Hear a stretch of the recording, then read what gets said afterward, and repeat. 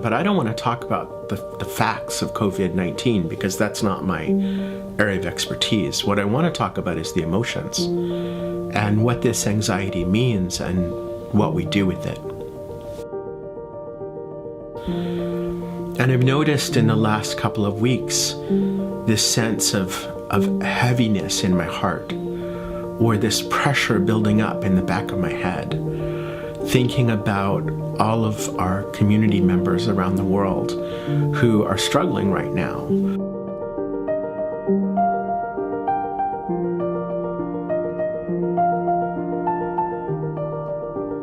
On the one hand, we could say, well, it's just emotional. We should just push these feelings aside. And we could say anxiety is something bad or negative. But one of our core beliefs at 6 Seconds is that emotions have value. They're here for a reason. Part of me wants to withdraw and retreat. Part of me wants to just stay in bed. The message of anxiety is very hard to handle because it is so uncertain. But there's this other part of me that says this means something important is happening.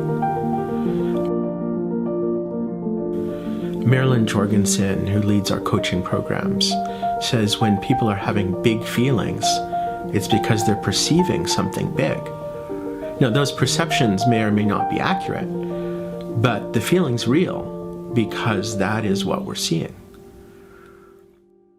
I was talking with Natalie Reutemann, who leads 6 Seconds in China, and she asked a question that I think is incredibly powerful in a moment like this. When we look back on this situation in 5 or 10 years, how do we want to see ourselves? What was our role? What was our contribution? This question is so powerful because it shifts us out of the urgency of this moment. It shifts us out of that pressure in the back of the head and saying, wait, there is more to this story. And there's more to my story. And there's more to our story. What I see when I look through that lens is that there are people who are suffering and we can help them.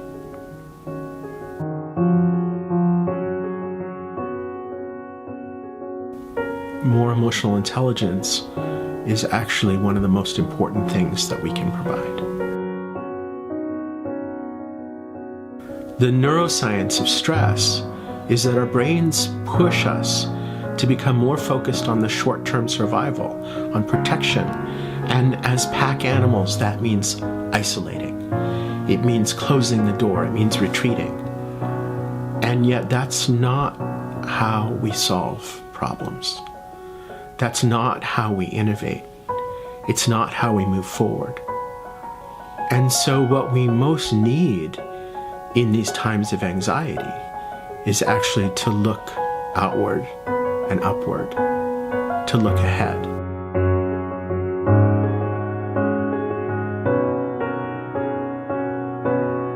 To tap into our emotions as a source of connection with the future, with each other, with who we really want to be in the world. And I think we can do that by practicing the skills of emotional intelligence.